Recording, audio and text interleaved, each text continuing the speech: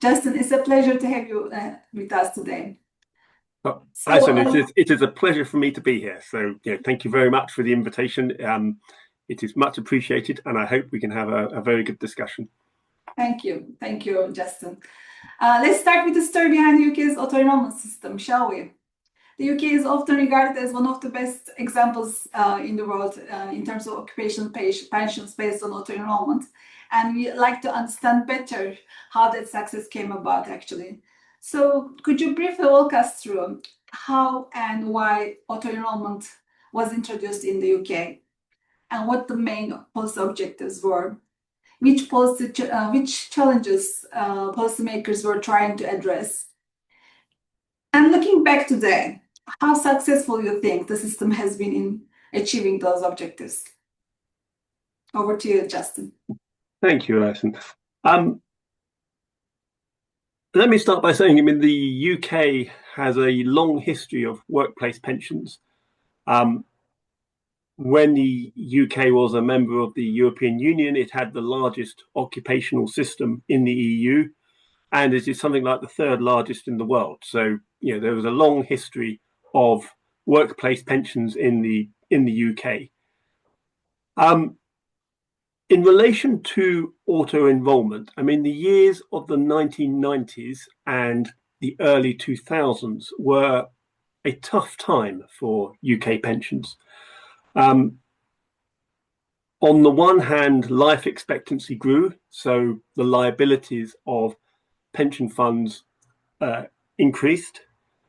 Moreover, interest rates were generally low. So again, the liabilities of the traditional defined benefit or final salary schemes again increased because of that. On the other hand, asset values were not increasing particularly quickly. So UK defined benefit pensions, which had existed for a long while, were caught in a situation in which their liabilities were increasing quickly and their assets were not increasing by so much. And in addition, there had started to be increased regulation of defined benefit pension funds. So achieving solvency was harder than it had been in the past. So it was a tough time for workplace pensions. It was also a relatively tough time for state pensions, or Pillar 1 pensions as they're called. From the 1980s until the earlier part of this century, state pensions were uprated only with prices. So that meant that as the economy grew, pensioners became relatively more and more poor because their income was only only increasing with prices, and at the same time the economy was growing.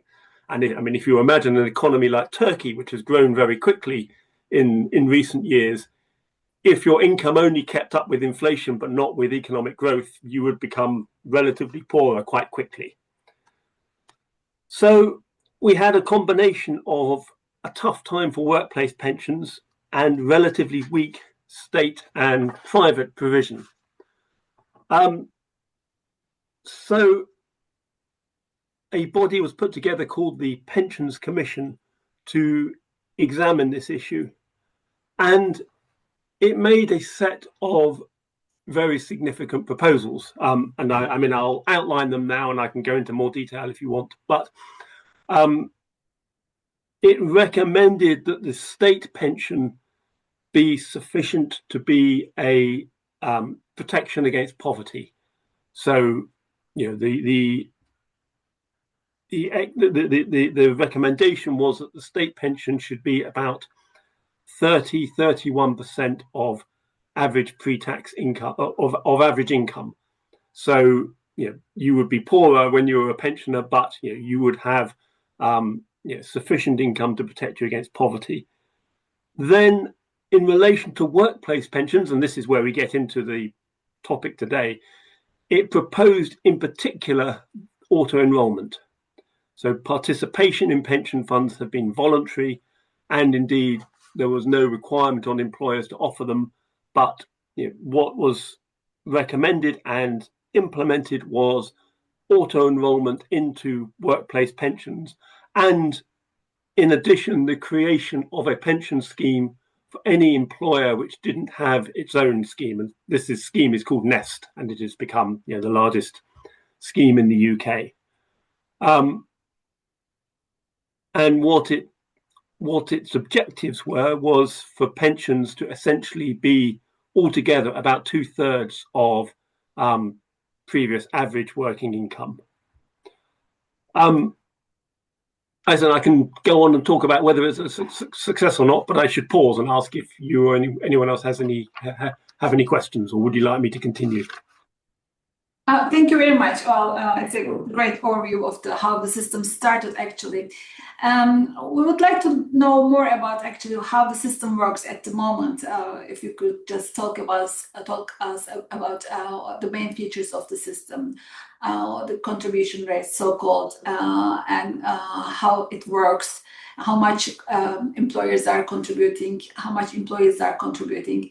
And we are wondering if it's mandatory or if it's voluntary completely, how these adjustments are being managed. And we are wondering how many people are currently enrolled, because in Turkey, currently in the auto-enrollment system, it is mandatory to join in, but you can opt out any moment, anytime you want. So this is one of the challenges for us, to just keep people locked in the system so that they can just save enough for their retirement income. So we would like to hear more about these adjustments, about this kind of adjustments in your country. Sure. Well, in terms of the contributions, I mean, it is 8% between a low level of income and a high level of income. I mean, in pounds sterling, it is about £6,000 to £50,000, or maybe, I don't know, €9,000 to €70,000, something like that. And employers are required to contribute 3%, and employees are required to contribute 5%. All employers are required to participate. So an employer has to offer a workplace pension. Employees can opt out, but if they do so, they're required to confirm that decision every 3 years. So they are automatically enrolled. They can opt out of that, but then they are automatically enrolled again after 3 years. They have to keep opting out, in other words. And what experience has shown is that about 10% opt out. And that is much lower than people expected. And it suggests that actually most people recognize that pension savings is a good thing, but they have to be sort of made to do it. So if somebody makes them do it by auto-enrolling them, they won't opt out. But in the absence of a system of opt-out, you won't, they won't save. And indeed, it has been a huge success among certain groups. So, for example, small private sector firms, so firms which employ between 5 and 49 people, so relatively small businesses. In 2012, before it all started, 24% of employees were in a workplace pension. In 2024, 86% were. Or looked at another way, if for those in the private sector earning between £10,000 and £20,000, so maybe between €13,000 and €25,000, so not, but by UK standards, not particularly well paid, below the median wage. Again, in 2012, 17% of those people earning that much contributed to a pension. By 2024, 77% did. So in terms of, has the policy of auto-enrolment succeeded? Yes, it has succeeded incredibly. I mean, better than people expected, if I'm honest. So yes, in terms of has this changed UK pensions? Yes, it has, very, very much so. Okay. But now we're just following on the news that there is a current debate about the reform of the system. The contributions rates are not enough for the pension savings. So could you tell us about this reform arrangements currently being debated? Yes. I mean, what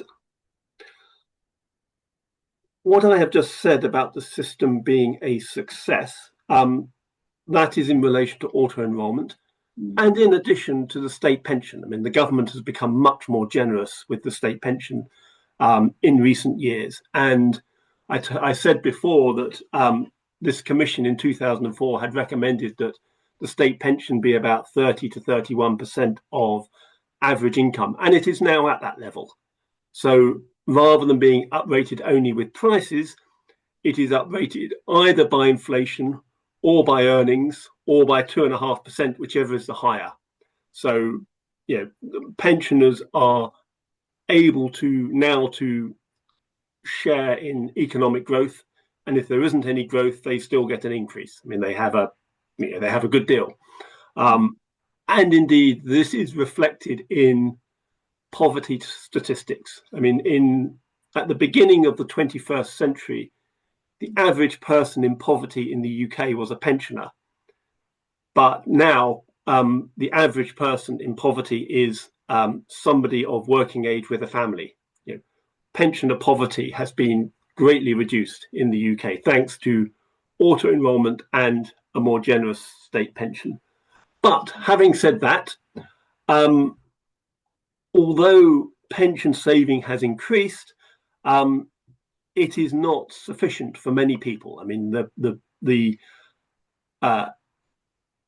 figures show that something like 4 in 10 people are not saving enough to have an adequate retirement income. Moreover, there are gaps in the auto-enrolment system, or gaps or shortcomings. So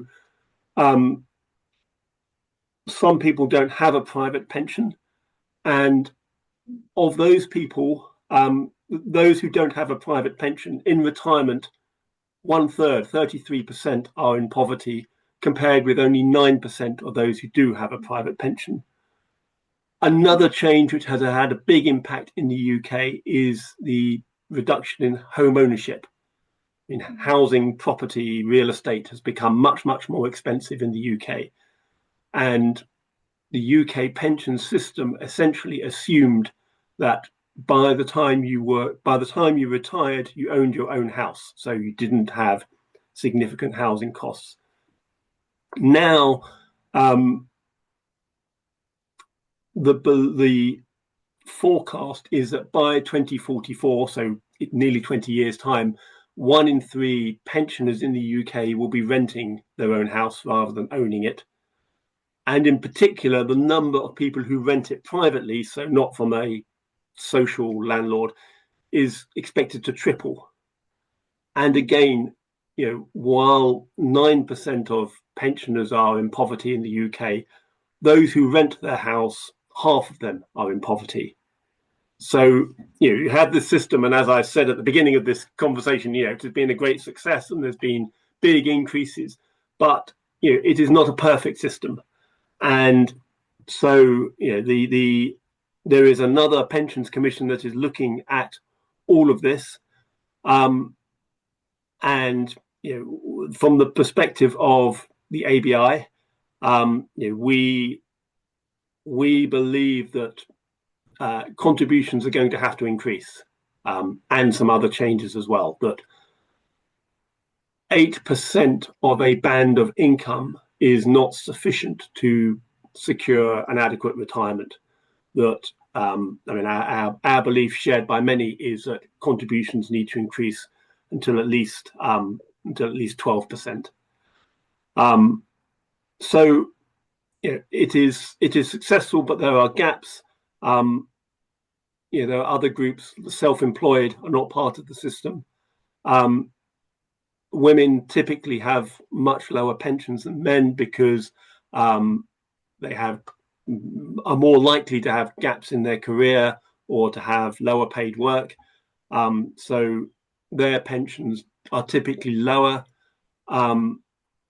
If you have a life event like divorce or bereavement, then these features can become exposed. So somebody who has an adequate pension as part of a couple, they suffer a bereavement or divorce, and then their pension is inadequate.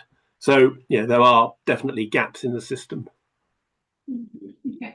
Apparently, the Auto-Enrolment has done a great job in terms of mitigating poverty in the pension for the pensioners in the UK. That's good to hear, actually. Auto-Enrolment has served such a big social purpose, and it's very impressive.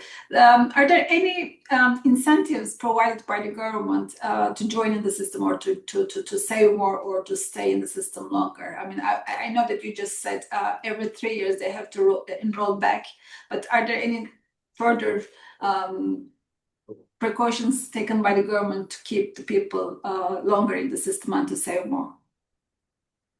Well, you don't pay tax on your pension contributions, so you can make more pension contributions than you can contributing to other things, because you get relief on the tax payments. I mean, that's many countries do that, so the UK is not unique, but that is one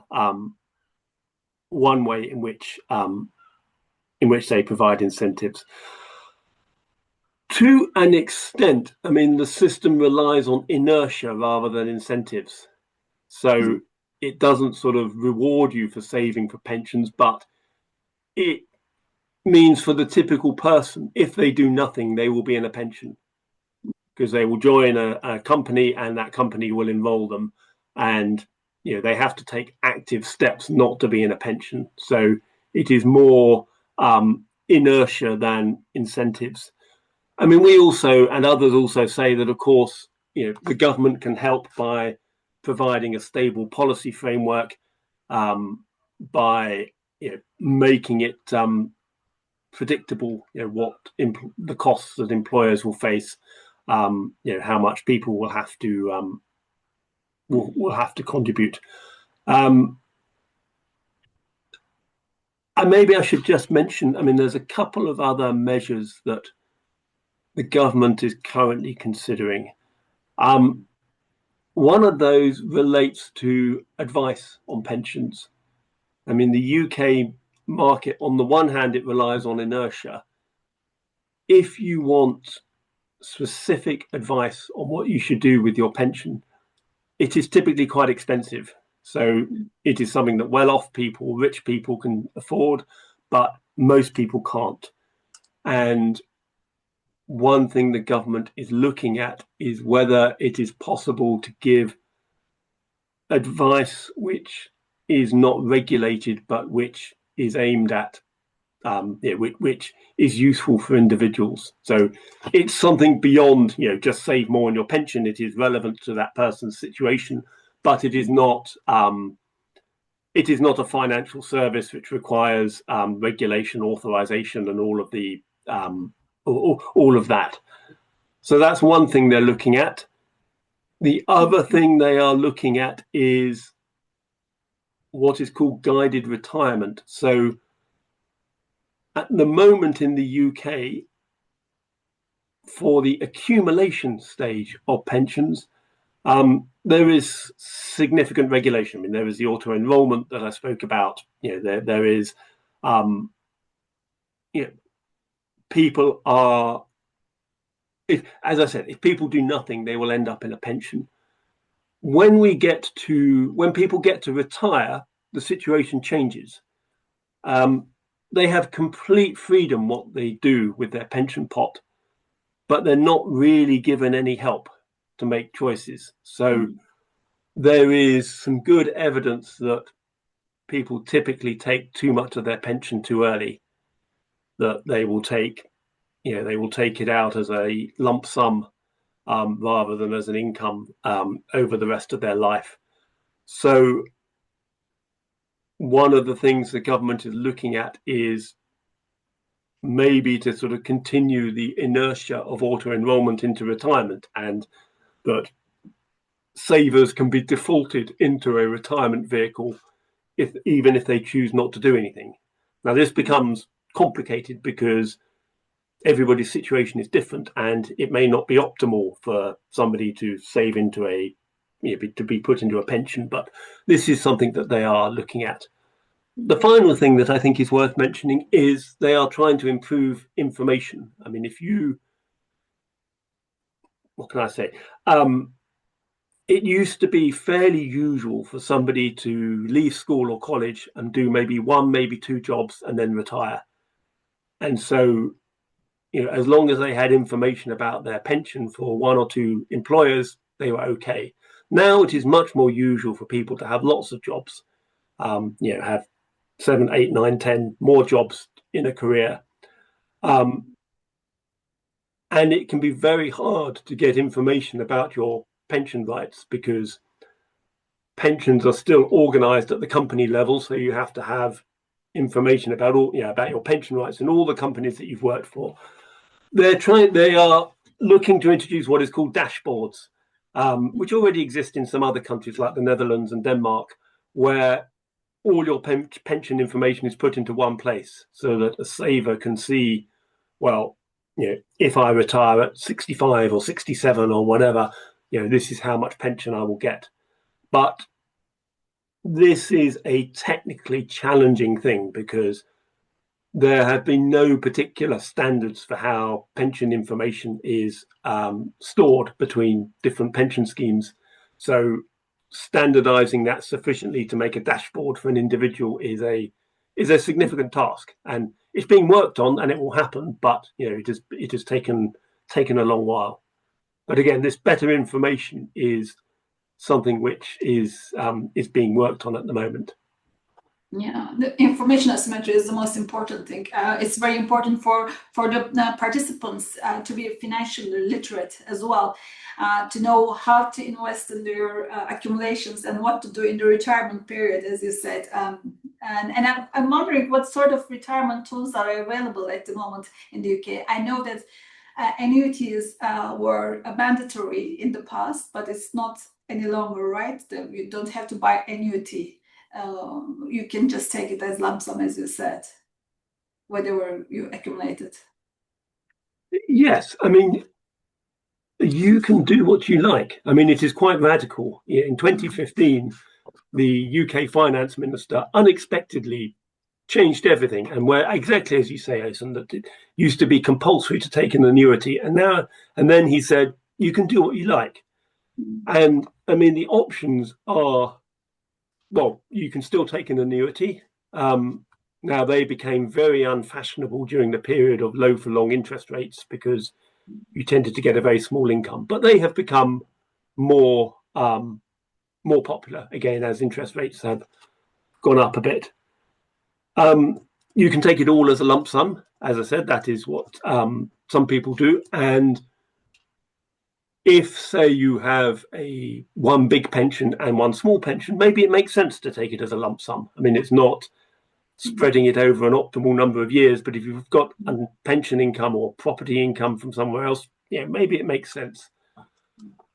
What has become increasingly popular is something called drawdown, which is kind of self-annuitization, in which instead of handing over your whole pension pot to an insurer and getting an income in return, you essentially take an income from your pension pot each year, and if you are prudent, you take it at a rate which means that the pot doesn't run out.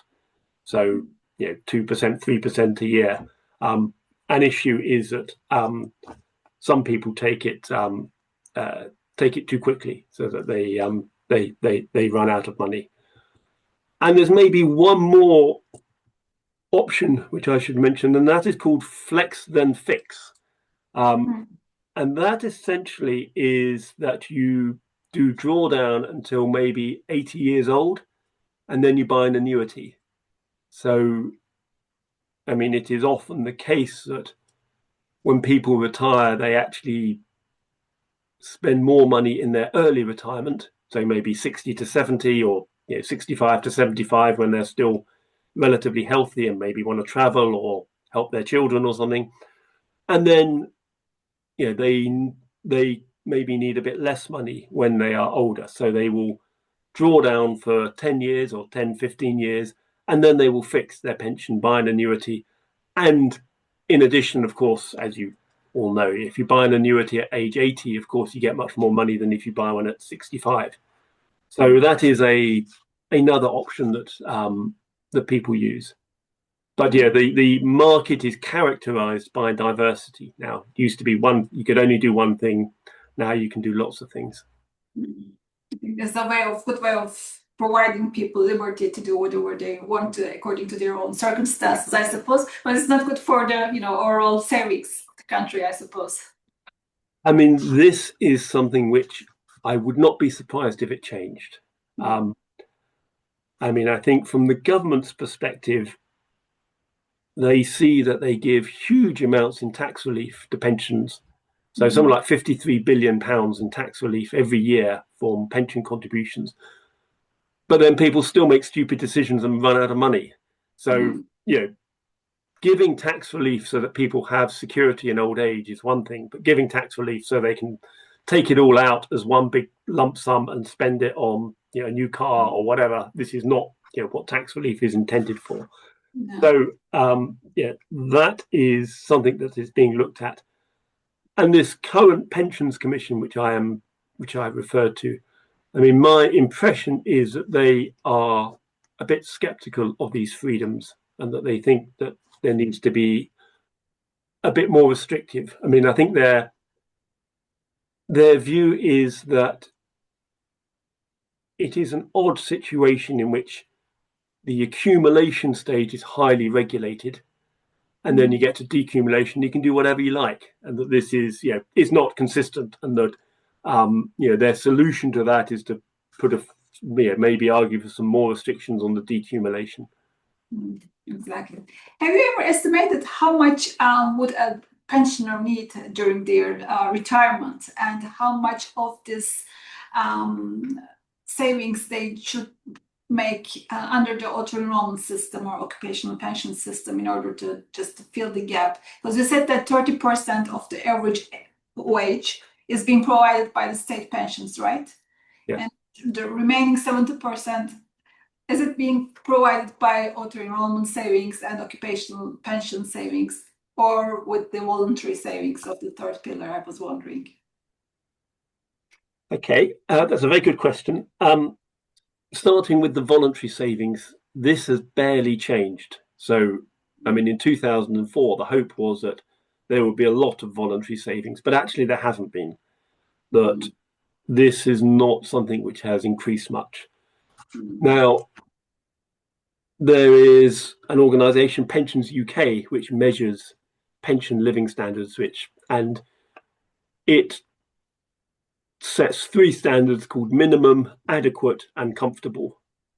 And I mean, the words used are quite good. So minimum, you live in a house, you have enough to eat, you have enough to heat your home, but you don't have much else.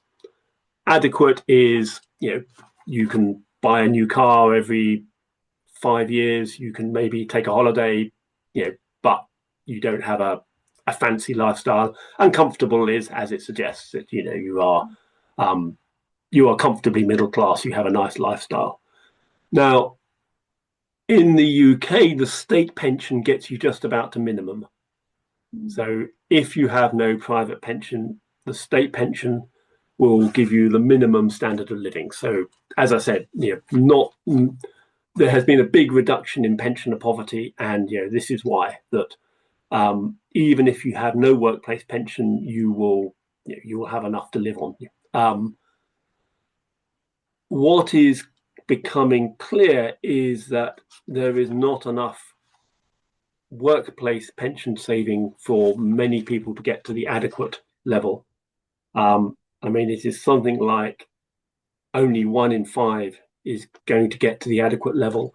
And that is why the ABI and others are recommending contributions increase to 12%, because although many people are now saving in a pension, they're not saving at the level required to get adequacy. Sorry, I gave you the wrong figure. It is 4 in 10 who are not saving to secure sort of comfortable a comfortable existence. So yeah, there are significant numbers of people who need to contribute more, and that is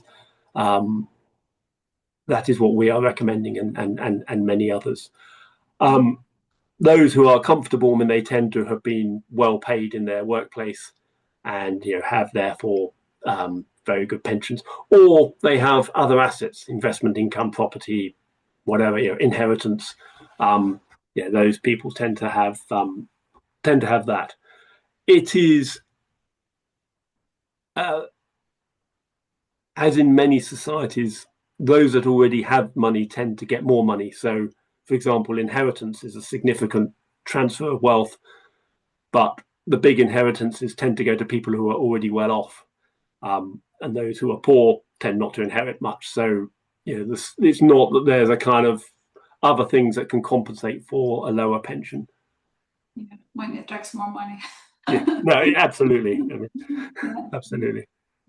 Well, in that respect, I think that auto-enrollment, to a certain extent, has cannibalized the third pillar, because third pillar is an important tool in Turkey, for instance, to just provide the complementary pension income the people are just seeking for their environment, for their retirement. So they think that it has been cannibalized in that respect by the auto-enrollment system and by occupational or workplace pensions, you think? I mean, that has probably happened a bit, but I don't think it is the whole story. I mean, one very peculiar, odd thing in the UK is that at the same time as more and more employees are saving for pensions, fewer and fewer self-employed people do. Mm-hmm. So self-employed, people who work for themselves. And the number of people self-employed has increased, but the extent to which they save for a pension has really, really fallen. And it's something, if you are only self-employed, something like only 4% of these people save for a pension. And the pension, the way that they typically save for a pension is through a third pillar product, a personal pension, because of course they don't have an employer. And that has been, I think, a large part of the reason voluntary savings have not taken off, because the self-employed do not seem to want to save via pensions. They either don't save, or they put their money in property or other assets, but they are not so interested in saving for a pension. But the new reform that you're talking about, that just we mentioned, is planning to just cover those self-employed people under auto-enrollment as well, right? And in that case, not in itself. I mean, it's definitely been recognised as a problem. The sort of technical issue is, how can you auto-enroll somebody when they don't have an employer? So you can force employers to auto-enroll all their employees. You can make it a legal obligation, but of course, when you don't have an employer, what can you do? Now, they will enroll themselves. Well, I mean, there are suggestions. I mean, one suggestion is that you use the tax system. I mean, if you're self-employed, typically once a year you have to put in a tax return to the tax authorities, and maybe they could be enrolled into a pension via that means. There's various suggestions, but there is no really easy solution, if I'm honest. So this is a big cohort of people whose pension situation has been getting worse at the same time as most people's have been getting better.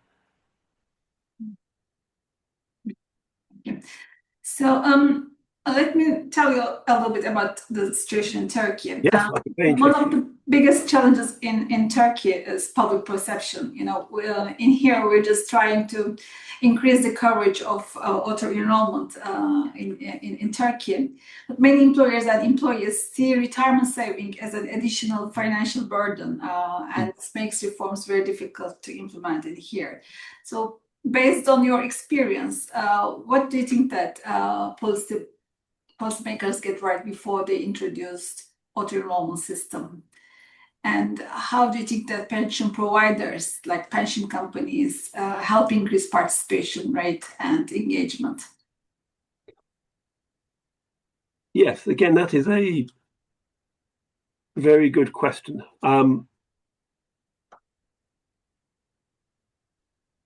One thing which the government did well was to secure a political consensus. I mean, it's an obvious thing to say, but pensions are a long-term product. So, if a government lasts for 5 years, if it does something and then a new government comes in and does the opposite, you don't get stability. So when this commission in 2004 made its recommendations, the commission was composed of people on the one hand who represented trade unions, on the other hand represented employers. So they sought to get a political consensus, which meant that the system was more likely to last because most parts of society agreed with it. The other thing that they did well was they did everything very gradually. So auto-enrolment was introduced, but it was introduced like 1% at a time, so over a number of years. It started with large employers who were more easily able to afford it than small employers. So they sort of did this in a quite incremental way. The other aspect was that maybe they were lucky. I mean, in the sense that the economy was growing more at that time, so it was easier for people to absorb reductions in their take-home pay from increased pension contributions because their pay was going up. So they did their best to create the best possible conditions for acceptance of auto-enrolment. I mean, in terms of your question of whether employers should do more, I mean, I think this is interesting. It also relates to what you said before about people needing to be financially better educated. And I mean, that is true. On the other hand, auto-enrolment almost kind of is designed to mean that if you're not financially literate or you don't have awareness, you still get a pension.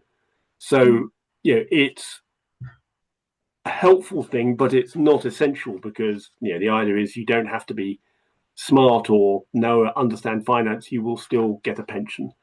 Your question about what more can employers do and pension providers. I mean, this again, these are the things that we are currently looking at. So this idea that people might be defaulted into certain types of retirement vehicle, that they might be able to be given information which is not regulated advice, but which is still helpful for them. These are things that the government is currently considering to try and increase engagement with pensions. I mean, there is a hope that now that most people in the UK have a DC pension rather than a DB pension, and that therefore they may have a pension pot that is worth several tens of thousands of pounds, even hundreds of thousands of pounds, that they will be more interested in pensions because they have a pot of money that is theirs, and so that they will maybe engage more than they have done in the past. Yeah. So what do you think that engagement with the public affects the overall success of the system. I just followed, you had some very successful and very interesting public campaigns to raise awareness, especially raise awareness of insurance in the UK. What do you think that a successful public campaign should involve? What messages should it give to the employers and employees to join in the system and to save more for their retirement, you think? I think that employers are crucial. I mean, for workplace pensions, it is crucial that they understand what are their obligations. So, a lot of communication is to employers rather than to individuals, because employers are key to the whole system. As you say, we do have campaigns. We have something called Pay Your Pension Some Attention, which involves a celebrity who typically people wouldn't.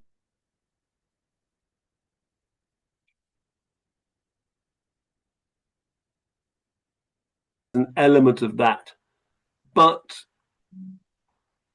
as in a way, the system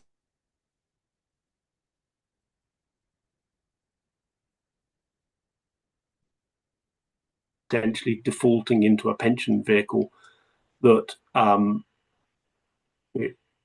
inertia rather than proactive communication is still the more kind of the approach that is used more. So I think that there are definitely things, communications that can be done.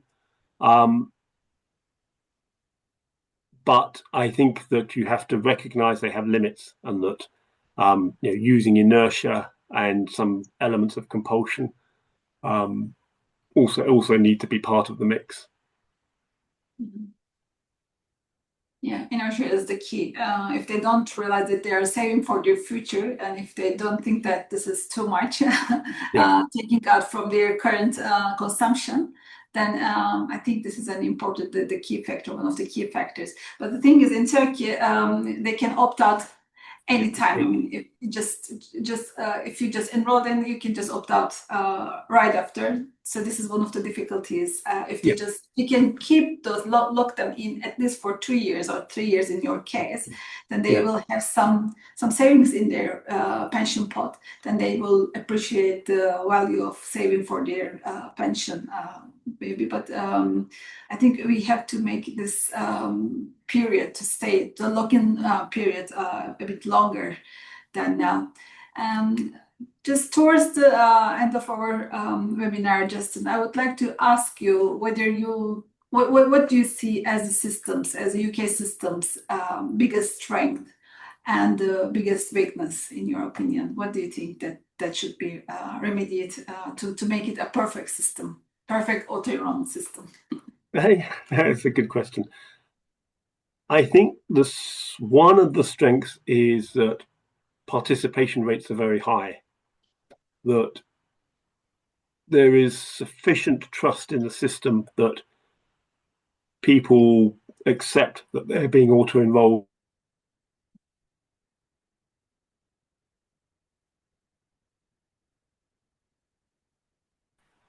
I think the changes to the state pension have been a success. So in terms of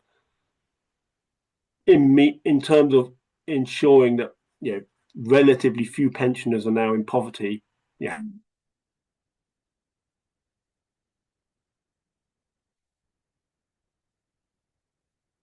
Or so years, it has become accepted that pensions are defined contribution. I mean, there was, the UK traditionally was a defined benefit country, but this led to terrible problems with deficits and schemes being closed. And it is a strength of the UK system that it has moved to being a DC country with relatively little difficulty. In terms of the weaknesses, I mean, firstly, that people, although many people are saving, they're not saving enough. And I mean, you said before about can people accept a reduction in their current income? In the end, I mean, however slowly you do it or however gradually, you cannot avoid that if you save for a pension today, then that is money that you cannot spend today.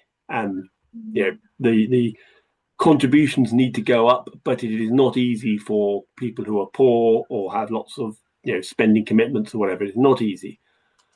The other weakness, I would say, is that there are gaps. We've spoken about the self-employed. We've spoken about the situation of women. Some people who have lots of jobs don't earn quite enough in any of them to contribute to a pension, but they would benefit if they did. So those are some of the weaknesses. I mean, I think another one is that in the long term, the state pension may not be affordable. I mean, it has become much more generous, but like many other countries, the UK population is aging. There is no other area of social security which has the same generosity as pensions. If you are unemployed at working age, you don't have this guarantee that your unemployment benefit will go up with earnings or whatever. This is something that needs to be looked at, but politically it is very difficult because all the old people vote and they don't tend to vote for cuts in their pension. I mean, that is human nature. So this is going to become an issue as well. Yeah. Do you think that this aging society is also one of the main challenges, will be the main challenges of the system in the future, in the coming decade or so? I think the transition will be. I mean, people always say, oh, it's terrible that populations are going to fall. I have to say, personally, I'm not sure it is. I mean, I think when you look at the environment and the pressure on resources, I don't think it is a terrible thing if there are fewer people. But I can see that the transition from having lots of children to having not creates a pressure on particular generations. When you have few workers trying to support a big number of pensioners, that is difficult. In the end, it happens. I mean, it happens either in an orderly way or a disorderly way. Either there, you just have lots of poor pensioners or overtaxed workers, or you try and plan it by increasing retirement age,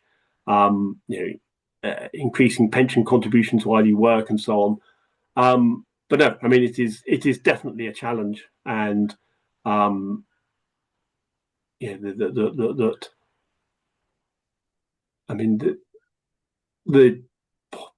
taking Europe as a whole, the population is getting older quite quickly, but we're only at the start of this. I mean, it's going to become much, much, much more noticeable in the next couple of decades, and it is a big challenge. Exactly. So, as a last word, Justin, what advice you would give to Turkish policymakers and pension providers in terms of implementing an auto-enrollment system with a better coverage, providing higher pension incomes, hopefully? Well, that's a big question. No. With pension reform, the best time to start was always 10 years ago, if you know what I mean. It's always a matter of regret that you didn't make reforms earlier. So if 10 years ago was the best time to start, the second best time to start is now. So it's definitely a good thing to think about. I would point out maybe two non-technical things. One is the political consensus. I mean, it is a long-term game, and all parts of society have to buy into this. So that, I think, is important. And secondly, gradualism. I mean, you're doing it gradually. I mean, because it is a long-term game, you don't have to make sudden changes very quickly. You can do things over time, and that helps reduce the impact. Yeah, this incremental approaches, I think I agree with you. Since when we first started the system in 2017, our approach was like that. I mean, just to start it at 1%, because we don't have employers' contribution in the auto-enrollment system in Turkey. We just suggested that we start with 1% employer contribution rate, and then we can just increase it over time. but we couldn't just get to that stage of initiating employers' contribution, even at 1%. Well, we'll see. Justin, thank you very much for joining us today. It's been extremely helpful and very insightful. You share your experiences with us. It's invaluable for us to listen to all this UK's auto-enrollment experience firsthand. Thank you very much for joining us, and we thank our audience to join us, and I'll hope to see you next time, hopefully you or your colleagues. Well, thank you. Thanks to you, Esen. Thank you to everybody who listened. It was a pleasure to be able to come and speak about the UK experience, and I would be happy to continue the dialogue on another occasion. So thanks to you as well. Thank you. Thank you very much for your support. Evet, webinarımız burada sona eriyor. Justin İngiltere'deki katılım sistemine ilişkin nasıl başladı, zorlukları neler, özellikleri, temel özellikleri neler, bize detaylı bir bilgi verdi. Umarız faydalı olmuştur sizin için de. Katılımınız için çok teşekkür ediyoruz. Hoşçakalın. Thank you, Justin. Jolie, bye-bye. Thank you very much again. Bye.